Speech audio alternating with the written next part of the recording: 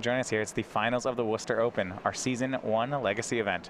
Nate Barton, Grixis Delver, and Eli Kassis, the 2 players remaining in the tournament. For Barton and Kassis, the one thing they have in common, they're the only 2 players this weekend to score wins against Andrew Jessup. Jessup playing Elves was the 1 seed in the tournament, crushed his way through the Swiss, was defeated in top 8 by Eli. Nate, by virtue of being the 2 seed though, is on the play. Starts with Ponder. Yeah. Nate Barton, as a Delver player, did keep a 6 here, so on a mulligan, he's going to start at a card disadvantage against Miracles, in a matchup where that could matter. When the Vancouver mulligan was first ruled out, a lot of people who don't play and or understand Delver of Secrets decks thought that the Scry mulligan was really good for this deck. Right, that's the rule where you can scry when you mulligan. You can flip your Delver with scrying, but the reality is being down cards is still pretty bad. I will tell you, the one tournament I got to play before it was banned with Amulet Bloom, when you had the Vancouver mulligan, A+. Just your first mulligan was free. More looks for an amulet, you say? Yeah, I mean, it's like, okay, I have 7 in my hand, or like I frequently combo with 3 extra cards, so just like a scry is almost the same as having it in my hand. It was great. For some decks that abuse that rule, like the more degenerate combo you get toward, I think it's not Delver that's using this. Exactly. Like, you know, our mono red sneak attack player, I bet he loves the Vancouver mulligan. Oh, I don't know if I ever saw him mulligan a hand, actually. He might not be aware of it. Barton pondering on turn 1. He did have to shuffle off the ponder. And for Kassis, it is a turn 1 Sensei's Divining Top. Barton, I was going to say would have to force a will. He has a daze, which Being is able much to better. daze top, that is nice. Yeah.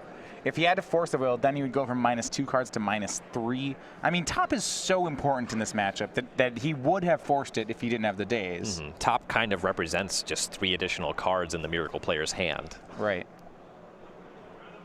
When you play a linear deck, a combo deck against Miracles, you can let tops resolve.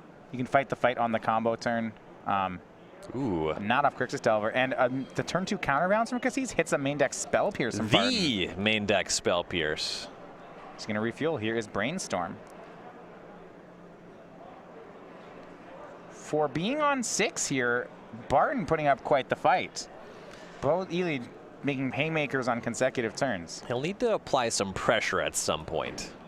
But it looks like he does have a Wasteland in his holdings here, and Eli did have a non-basic land as a second land drop. First check, does Barton have more lands? He has a Wasteland in hand, so that one's not going to reset his Brainstorm. He's going to use it to take care of Eli's Volcanic Island, says go. Going to check to see whether or not Eli has more lands. Looks like, though, the answer is yes, at least 1. Copy of Predict here in the hand for Kassis. Interested to see that innovation here with Miracles. So many copies of it in the main. I know we've seen it before. I don't know. It's fairly new to see 3 copies main. I've seen a decent amount of 4 recently. What I'd love to see here is Eli blind naming the top card of Barton's deck. Just looking at him and saying, I bet that your top card right now. Why would he do what? That would just be insane. I would love to see that. It's going to fetch for Tundra here with Scalding Tarn. Would love to get a basic Plains. Can't actually do that with Scalding Tarn, though, so he opens himself up to another Wasteland. You're the kind of person that brainstorms Cabal Therapy to the top of their deck. You look like you're about to draw this. And it will be Predict. Is he going? All right. I guess there was a Brainstorm, right? Yeah. So he's targeting Barton? He is targeting Nate. Wasteland. What did he name? Young Pyromancer. He went for it, Ryan. He heard you. But milling that Wasteland is actually great for Eli. Yes, as his non-basic is his second land again. Ponder from Barton. There's a land in the top 3, and he doesn't have one. Likely has to take it. It's a fetch land, meaning if he draws it and plays it here, if he wants to use that mana this turn, he won't get the other cards, which are a Delver of Secrets and a Brainstorm. They're both pretty good. Gotta watch out which one you put on top. Eli might predict it again. Yeah, keeping on the Ponder definitely suggests that you want to keep those cards. Of course, picking fetch land off of it means that Barton may want to shuffle them away. Barton did previously cast Brainstorm with no shuffle effects following. It either meant he was Brainstorm locked or left some stuff he wanted on top. Land and go from Kassis. So Barton's done a good job of keeping pace here, but now he's going to need some sort of threat. His hand is 2 Lightning Bolts, a Force of Will, and a Delver of Secrets. He's going for Brainstorm here, and this is a very big Brainstorm in that it takes his hand of losers and is going to turn them into winners. See, 2 Lightning Bolts going to be shuffled away. This is a real draw 3. And knowing that Eli's not on Monastery Mentor, yeah, get those Lightning Bolts out of here. That's one of the more ancestral recall Brainstorms we've seen this weekend. Just actually drawing him 3 cards. I guess it's draw 3 cards, your opponent gains 6 life. I would play that for 1 blue, even with the drawback, you know. Oh, yeah. Life, whatever. Eli would play that card too, though, and that would be a problem. That card would be a lot better in Eli's deck. A lot better. Yeah, that's fine. You could have some life points. Deathrite Shaman for Nate Barton. That was one of the finds off that Brainstorm. Is he Kassis grabbing some basics? Now basic planes to go with his basic island. I have some play on end step here. It's going to be unexpectedly absent. He said a little too strong against creatures. For X equals 1, puts it under 1 card of Nate's deck.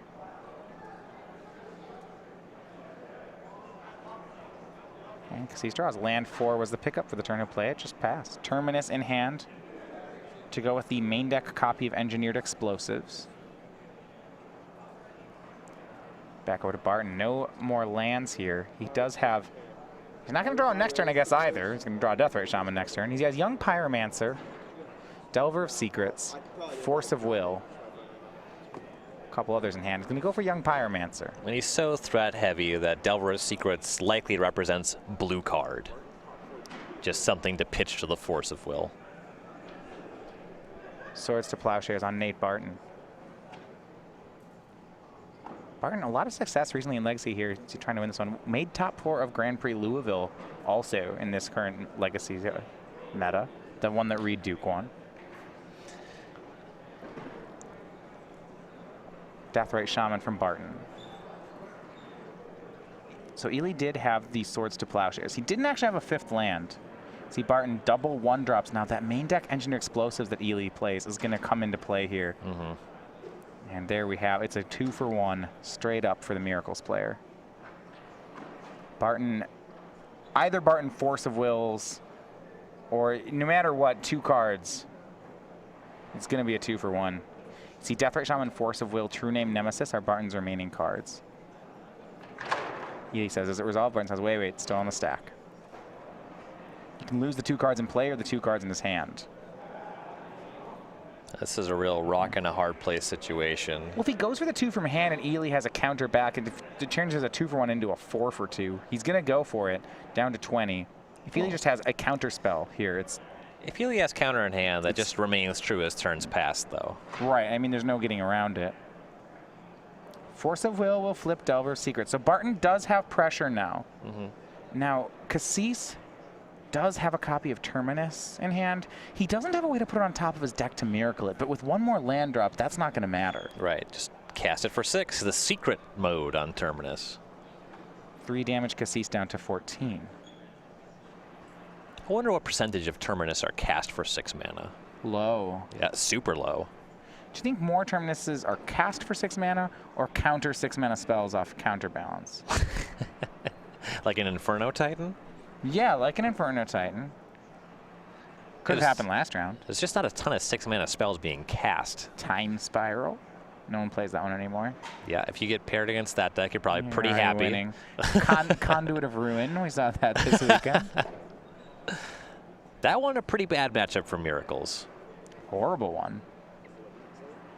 Here is Entreat the Angels from Kassis. Yeah, not the miracle kind, just the air elemental kind. So, hey, here's a 4/4 blocker. Yeah, that checks the Delver. Sure. Kassis down to 11. Barton using Deathrite Shaman on end step. Barton's hand looks like Force of Will, which we knew about, now picked up by Brainstorm. He'll cast Brainstorm. He's still got some game here. Draws Ponder, Daze, one other. Gitaxian Probe. It's going to be fine here. I don't know if he has a shuffle outside of the Ponder. He may not have a fetch land, so this Brainstorm, Gitaxian Probe not going to do that much work. Yeah, these cards are all pretty reasonable here. Casting Probe here lets him know what he wants to do with this True Name Nemesis. Once he sees that Eli's just hanging out with a Terminus, he's definitely not going to want to commit that third Creaster, though he does still have the problem of this Angel token. And there's no solution in the 5 cards that he's looking at to that problem. Right, so the only damage he has right now on the board is Deathrite Shaman then. And Eli is at 11. Spending your time just plucking away with the Shaman, that makes some sense. And how about this? Nate is just going to say go. Not even going to check the hand with Probe yet. I guess going to wait until next turn to do that. No, there's no rush. Yeah, he already made up his mind. This turn is going to be spent activating Deathrite Shaman, and that's it. Yeah. So wait until Eli's drawn another card, get a little bit more information. Kassis down to 10 on a fetch land, getting more basics. It could also be that the Gitaxian Probe is a card that he just wants to pitch to Force of Will. It looks like for 6 mana, Kassis is just going to cast Terminus. This is in with his own Angel token on the board. And Barton will Daze. An easy one there. And what I like about how Barton's played this is, despite the fact that he's down cards, he's forcing Eli to have specific things. Maybe Eli just doesn't have the removal for these creatures, and Barton can ride them to victory. It's not out of the question as Kassis drops to 8 from Deathrite Shaman. Barton has preserved Force plus blue card in his hand. Again, going all the way back to turn 1, Barton dazing that Sensei's Divining Top. Kassis does not have that much access to his deck. Ponder from Barton. Delver, Force of Will. We're almost getting into double Force of Will territory.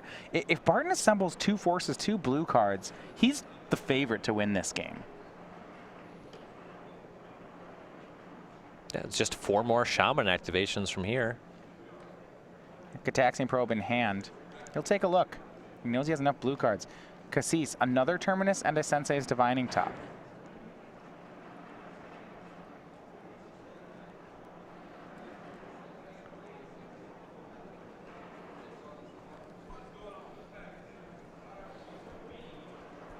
So I believe that the 3 cards, it was Delver, Force, Deathrite Shaman, non-blue card, right? So casting the Probe there, it takes him off double force, at least for the next turn. Whereas the Probe is a guaranteed blue card. Possibly he was thinking about, depending what he saw, just committing that second Delver. But in the face of that Terminus there, he knows he's going to want to cast his first Force of Will. Likely wants that second one in case Eli generates more top decks. So that means, right now he has Delver double force? So we see Terminus here. That means if Barton wants to Force of Will this, he'd have to pitch both. He'd lose both Force of Wills, is that right? I think he's interested in pitching the Delver now. Okay, so he does have, all right. You see in response to Terminus, Barton is going to go ahead and get a spell out of Kassis' graveyard. That'll put Eli down to 6. We know right now that Kassis' hand is a Sensei's Divining Top and then an Unknown. Does this work? Barton's still deciding. You could also just put these on the bottom and then cast Shaman Delver and then still just have forces. That actually sounds really nice. Right, it's Kassis is at 6. The inside, having a Shaman off the top here, why doesn't he use the Force of Will? I was going to say, having the Shaman off the top isn't that different than the current board. It's not like the Insectile Liberation is doing much. But Barton decides that it's worth the Force of Will. 2 Terminuses already countered. Barton just says go.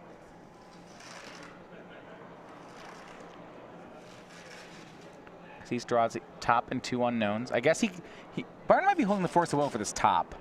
But how about Ponder from Kassis? And the Force gone at this point. Eli will shuffle.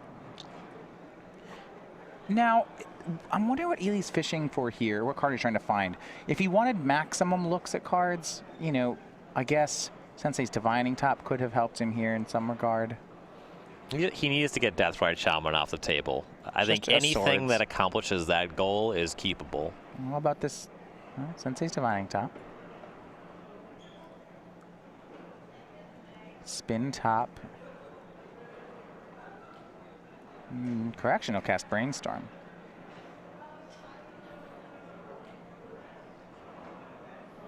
counterbalance, put in hand.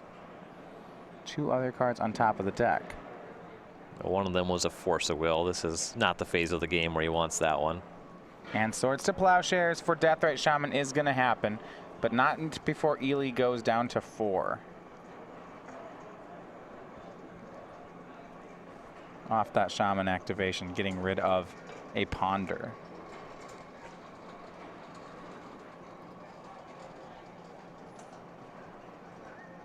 And last card in Kassis' hand is Counterbalance, but he has to tap out to do it. He still has the Delver check with his 4/4. He's guaranteed ways to counter a 1-mana spell if he wants by trading up the top. Sure, this is actually a great spot for Kassis. Gitaxian Probe is cast. Now, will Eli use top to deny? I think in the answer looks to be yes. He'll activate Sensei's Divining Top. He has to be a little bit concerned about Barton casting Young Pyromancer here. That'd be the threatening 2-mana spell. But he can't just really, he already knows the top card of his deck. He knows whether or not it's a 2. And there was no fault by Barton. Eli gets to untap, redraw the top, and have a fresh set of mana. Casting Snapcaster Mage here too. This feels like Kassis taking control as he swords away the last creature. It's the Insectile Aberration. And now that Angel is free to attack. And that's what it'll do. 4 damage in, Barton down to 17.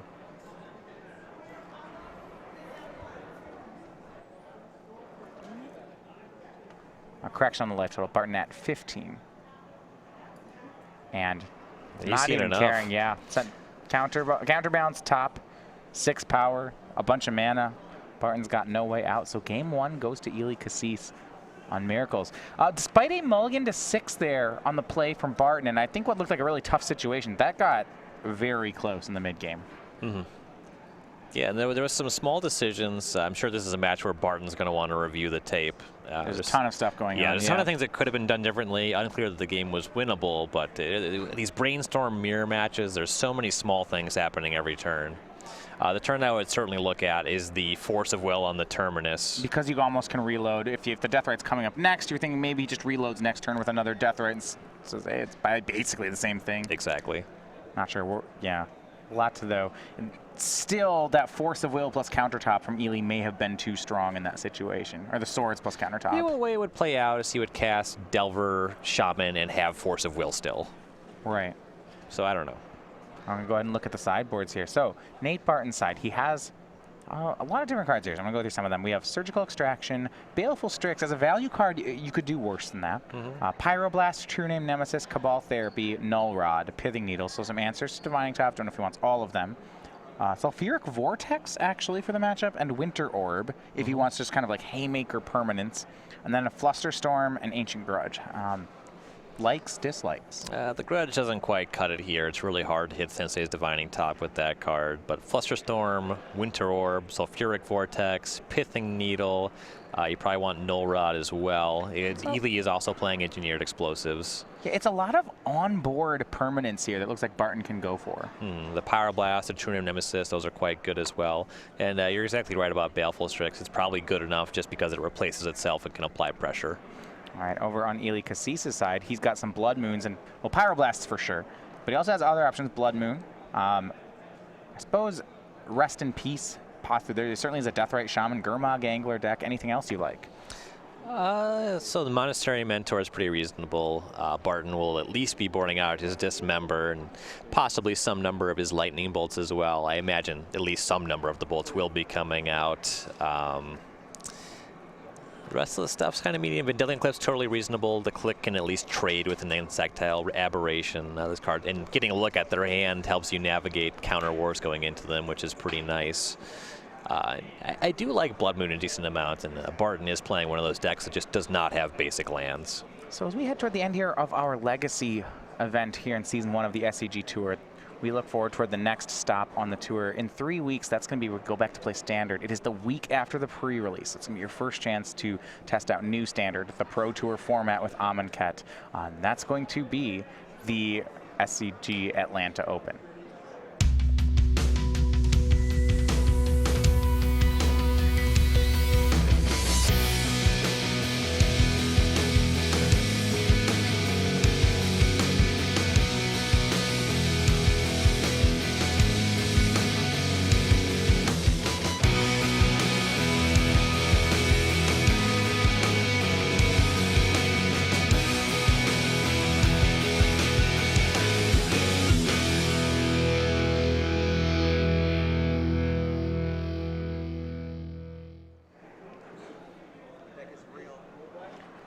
First chance to try out some of the new Amonkhet strategies in Standard. Certainly seeing if the, I guess, top 2 of Standard are going to get dethroned. A lot of powerful cards, and Amonkhet might be up to the task. Yeah, I'm really excited to see the rest of the spoiler here. Could be a cycling deck. That'd be pretty sweet. Cycling, a mechanic that certainly when it's good is never broken. So Eli Kassis now up a game. This is 12 previous Open top 8s. This is his 13th, but still looking for that elusive win. Now a game away. 33-year-old from Binghamton, New York. Also works in his day job as a psychotherapist and aspiring food aficionado. I love this. So they get to fill out these themselves. That means I want to really like food, but I don't yet. Or food critic. Yeah, aficionado. Does that imply you're a critic? Aficionado is not enjoying food; it's being an expert on the matter, right? So he aspires to be somebody. To be an expert on food. You would ask questions See, about food. I like the idea where it's like I'm trying to like food. I'm trying to like food, but food is just the worst. I despise the fact that we have to eat to sustain life. But I'm working on it. Ideally, we would all just photosynthesize, just go on about our lives. Game 2, Barton just on the play again. We're going to look at a Gitaxian Probe from his opener. Eli keeping a one-lander, just kind of shows off just how much Miracles likes having Divining Top in its openers. But his hand, 1 land, Sensei's Divining Top, 2 copies of Counterbalance, a Flusterstorm, a Moat, and I think what looks like a Force of Will. That'll be the Judge Foil Force of Will. So the idea for Eli's keep here is he's going to keep a one-lander because it's got turn 1 top with Force backup. I'm interested that Eli brought in Moat. It's good against specifically Young Pyromancer. There's, of course, Gurmag Angler, True Nemesis. I suppose True Name is the big one that Moat answers. I guess it answers everything that's not Delver, right? Well, it doesn't answer Deathrite Shaman. The thing is that Barton has fully 8 threats that just don't care about Moat. Sure. I suppose that's enough cards. You know, that's 6 total. Barton, turn 1, Delver of Secrets on his side. Go back over to Eli. Draws the Swords to Plowshares. With a 1-land hand, you know, it would take 2 pieces of interaction, right? A Daze and Force to stop this Divining Top. And on a 1-lander, I don't know that Eli has a choice. He's going to run out Divining Top and hope that this sticks. And he goes for basic island here, even though he drew Swords to Plowshares. He's just hoping to top into that white source for the swords. He does not want to get wasted. Right, so if this resolves and he got wastelanded, it just would have been, that could be the game as well. Looks like the top does resolve. We go to Barton's second turn. He blind flips the Delver off of Force of Will. Like you do. Null Rod in the hand for Barton, so Divining Top may not be the workhorse that Eli was hoping for. And Null Rod is a good pickup here. It looks like Barton does have the blue card to fight back against the Force of Will.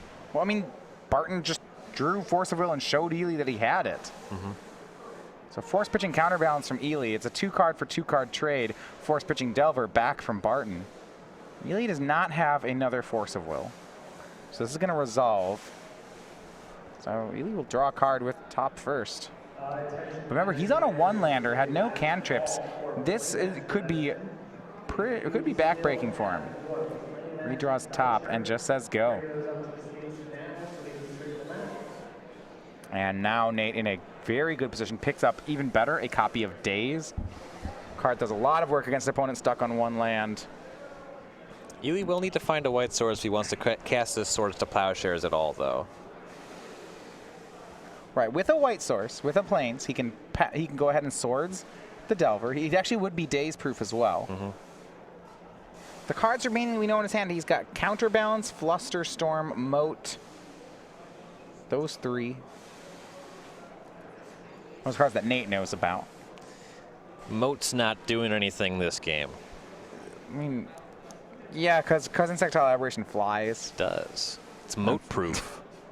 And Nate gonna go even more aggressive. Delves away the entire graveyard for Gurmag Angler. And he's trying desperately to find something. Casts Engineer Explosives on 1. Now, rule change here if you haven't played Legacy in a while. Engineer Explosives on 1 does actually hit Delver of Secrets now. Or it would if there wasn't this other card in play. Yeah, you can't activate Engineered Explosives when Null Rod is on the battlefield. Yeah, but you also require 2 mana to attempt such. There's a lot of reasons. I can see we're going to a 3rd game. But yeah, whereas a flipped Insect Celebration used to have a converted mana cost of 0, it now copies the front side. Right. It used to be sweet. You could repeal. Once it flipped, you'd repeal it. It was great. Oh, it was not sweet. This is one of the better rule changes in Magic history. So Barton playing the mana denial plan with Cataxian Probe realized that Eli has kept a 1-land top hand, and despite all the defense for the top, Eli is not able to convert that into more lands, and we are headed to a game 3 between the two. Yeah, Barton's stuff just lined up very well. Eli's keep was totally defensible. Things lined up about worst case scenario. All right, players can get ready for a 3rd game here. Now, we talked about how the next stop on the SCG Tour is in 3 weeks. It's the Atlanta Open. Now, after that, that's our first constructed event with Amonkhet. Following that, going over to the Grand Prix circuit is the first limited opportunity to play with Amonkhet, which is Grand Prix Richmond. On May 5th through the 7th, make plans to be part of Magic the Gathering history when StarCityGames.com proudly presents Grand Prix Richmond. Register by Sunday, April 23rd for the Amonkhet Limited Format main event to compete for thousands of dollars in prizes and receive an exclusive playmat featuring Glory Bound Initiate. Select the 3-day Infinite Challenge package to compete in all challenge events for one low price, while also walking away with the exclusive Glory Bound Initiate playmat. All Friday challenges are also Grand Prix trials. Come out early and compete for buys in the main event and more chances to claim a Glory Bound Initiate playmat. Prefer 100-card formats? Register for the Ultimate Commander package to play in 4 Commander on-demand events and take home a Commander vs. playmat and Ultimate Guard Boulder deck case. Want to play on Magic's grandest stage? Compete in the Pro Tour qualifier on Sunday and receive a Progenitus foil promo just for playing, plus the chance for an invitation to Pro Tour Hour of Devastation in Kyoto, Japan. And don't forget to come say hello to Grand Prix Richmond's many special guests, including cosplayer Vanessa Martin and an artist alley full of fan favorites, headlined by guest of honor John Avon. Be part of Magic the Gathering history. Register for Grand Prix Richmond today.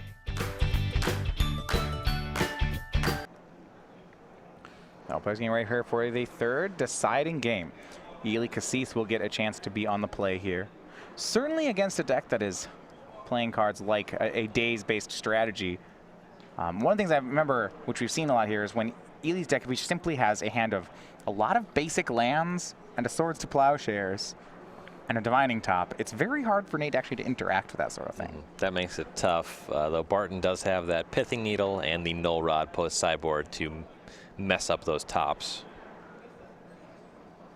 And as you kind of saw in Game 2, also to mess up Engineered Explosives. So I was kind of talking about this. Eli's going to do just that. Basic Island into Sensei's Divining Top turn 1. That's about the ideal start. Yeah, we're going to look at the other cards in his hand. It's Cataxian Probe. Well, how about this? Land 2, Land 3, Red Blast, Brainstorm, and Force of Will. This is an excellent hand for Kassis.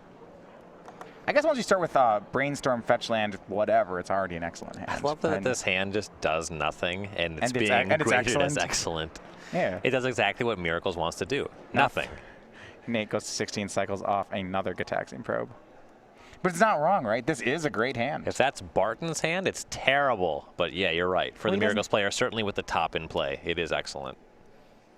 Context. Context matters. I don't know if Barton has lands. That's a problem. I believe he kept a 0-lander with 2 Cataxian Probes, and he's about to discard. Huh. Yeah. Null Rod, Delver of Secrets, Probe, Young Pyromancer. There was a lot to like about this. He only has 14 non-wasteland lands in his deck. I think this is a little greedy. I'm giving, discard Spell Pierce. Yeah. I mean, certainly it's easy for us to say that, right? Well, he didn't draw one. Must have been greedy. But, I mean, you're right. It is a greedy keep. I'm saying this is a person who's played a lot of Delver of Secrets decks. Yeah. I like keeping 0-landers. I'm in. When your deck can hit a land and win on turn 1, it's very different. Love it. Eli, upkeep, spins top, plays second land, passes. Barton misses the land again. It is his 4th try at the land. Draw for turn 2 probes, and now turn 2. Gets about, how many more shots at a land does Nate get here to have a chance? Eli does have to start winning the game at some points to actually punish him, but the thing is, once Barton's very behind on lands, Eli just fills up his hands, drawing a card every turn. Barton's just really far behind already. The fact that Eli just had so much interaction in his hand from the get-go, and he's just drawing cards and Barton's just discarding the hand size, it just gets a little bit better every turn for Eli. In this match between the two here, game 1, a hard-fought battle for Kassis. The two sideboard games kind of feeling like quick routes in both directions. Eli's going to add a counterbalance to Divining Top. Nate doesn't have any cards left. Now all his 1-mana spells are locked out. He's going to give it his best shot. Certainly doesn't want to play any 1-mana cards into this. They'll get countered. He has discarded a lot of cards, which are fuel for that Gurmag Angler in his hand. Yeah, he can force Eli to produce a Swords to Plowshares, which Eli probably can do. Not yet, and not ever off of just Tropical Island, but it's a thing. I mean, if he gets a fetch land into a black mana source, he has Angler right then and there. Boom. Doing it. 4-turn clock. Let's go. Eli can't flip a 7 to counterbalance. There are not 7s in his deck. Brainstorm from Nate, end step. Into countertop. Yeah, Eli will show the Swords to Plowshares on top of his deck to counter it. Yeah, that one makes short work of that Gurmag Angler. Yeah, it's a free counter spell and then shows him that he's got him covered on that level as well. So now that Eli has a soft lock on the table, Barton is starting to draw lands to cast his spells. Abrupt Decay mana, but remember, it's a Grixis Delver, not an Abrupt Decay deck. The green's just in there for Deathrite Shaman. These are the sort of games that the 4-color control deck is still reasonably in. The Grixis Delver, this variant, is significantly further behind, and largely the absence of Abrupt Decay is part of the reason. So Barton can cast an Angler here to force Kassis to Swords it. He's going to do that. He still has this Null Rod in hand, which would force Eli to put a 2 on top of his deck. Maybe Eli hasn't found a 2 yet. Certainly doesn't have a 7. He's got the despite swords. the fact that the deck is called Miracles, there are no temporal masteries. Oh, that would do it. Nice. All right. Sometimes you see like one.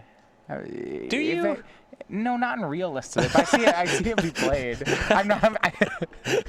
That's one of those things, like when I play like a local Legacy event, you know, like someone's like, I'm playing one Temporal Mastery in Miracles deck. And I'd be like, how was it? And they're like, fun. And I'd be like, I get that.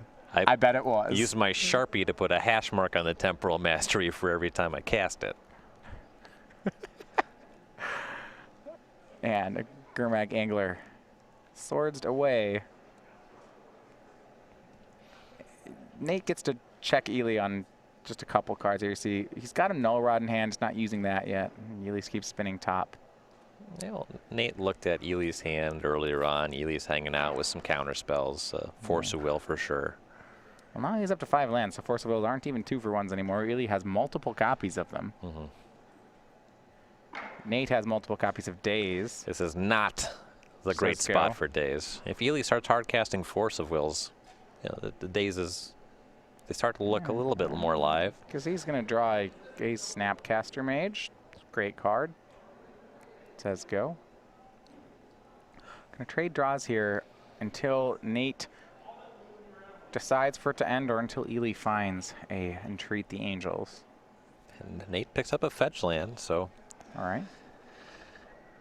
Building up some resources. Yeah, I guess if Eli really, it's not like he has any card advantage.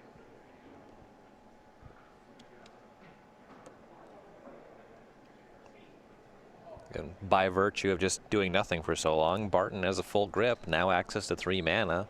Right, now the concern I have here though is without Abrupt Decay, Nate's going to have to do all his interactions through countertop.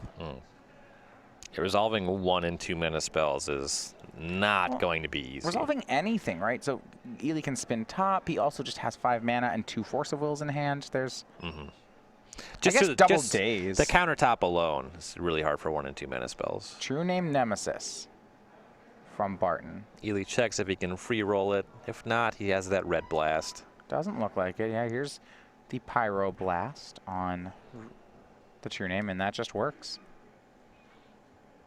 Barton, only one copy of, well, I guess 2 after board. 1 in the main, 1 in the sideboard. He continues to develop with mana. 6 land drop means he can hard cast Force of Will and pay for days. Here's the second true name by Barton.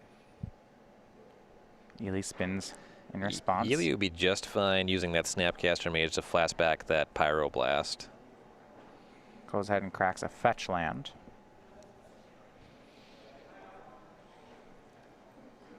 Getting a basic plains. Yeah, a lot of options. Snapcaster Mage is one. He can try for the hardcast Force of Will, but he can also just spin the top again. Looks like he's going to try another chance at the free counter spell. And then if that doesn't work, we might see him go for the Snapcaster.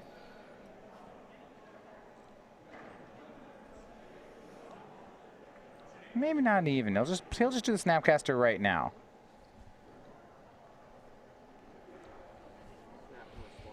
And the counterbalance trick is still on the stack.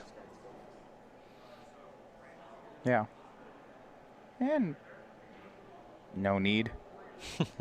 Yeah, that was in case Nate decided to fight even more if he had something like a Force of Will. Okay, so if Nate, I got it. If Nate wanted to fight more, he just wanted that option there. Turned out to not need it. It's a pretty strong position for Eli to be able to make that kind of play. Right. Now, Barton's on a 10-turn clock. Yeah, Entreat the Angel is not necessary. Top 3 from Eli using his last mana on end step.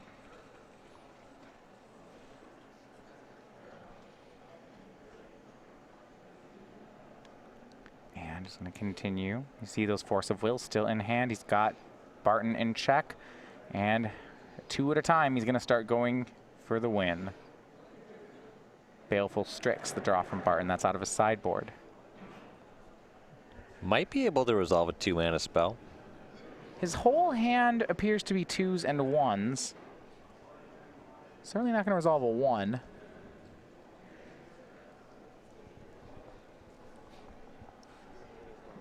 Even Days is a 2 when it comes to counterbalance, whether you paid for it or not. So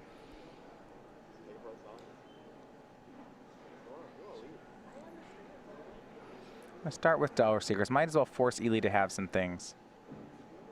And he's going to immediately put his Divining Top on top of the deck to counter it. So with the 1s taken care of, Nate will make Baleful Strix. And hard cast Force of Will from Kassis on that.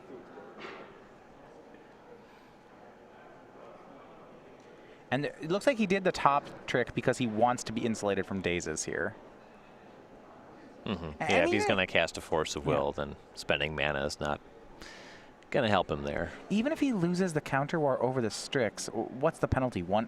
A Baleful Strix? That's fine. Yeah, Barton draws a card. He's been up on cards in hand for a while. And it looks like Barton's going to force the issue. He'll daze. Eli will pay. He's committed. He's going to daze a second time. And gets Baleful Strix. So turns out to be a 2 for 1, kind of. Yeah, 2 dazes.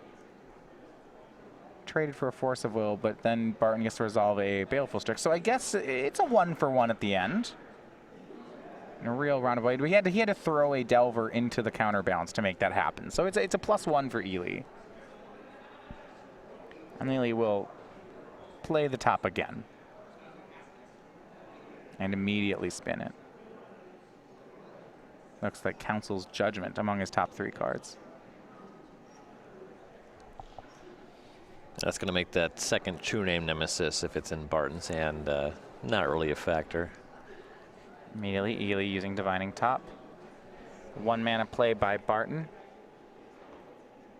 Barton goes for a Brainstorm, and Eli counters that.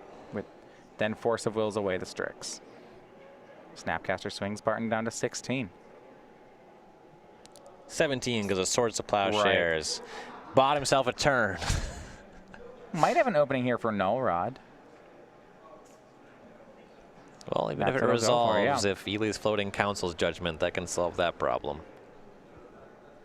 Null Rod the play. And you see Eli being a little more aggressive than he needs to be, and Barton's getting some value out of that. This is coming, I think, from a position of strength where it's, yeah, I mean, you know, Eli could have just, instead of trying to kill Strix, could have just sat there for a while. And that probably would work too. After 17 rounds of playing Miracles, you'd probably be in a rush to finish this match too.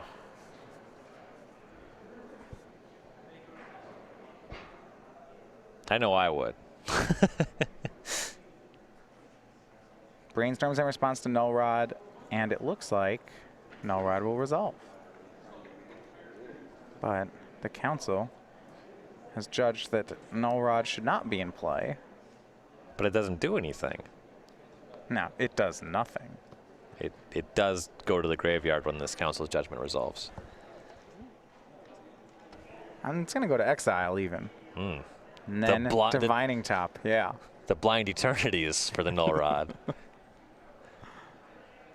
Lightning Bolt to draw here for Barton. And now he's being, despite having that 7-card hand, once he finally hit his land drops, being exhausted of resources here. Mm-hmm. That Divining, each interaction here with the Divining Top and counterbalance, Eli ends up +1 card every time. Mm-hmm.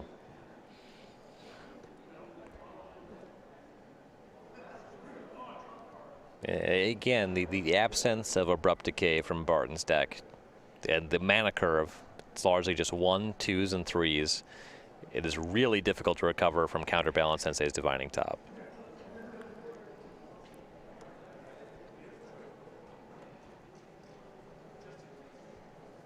And hits with Snapcaster Mage continue.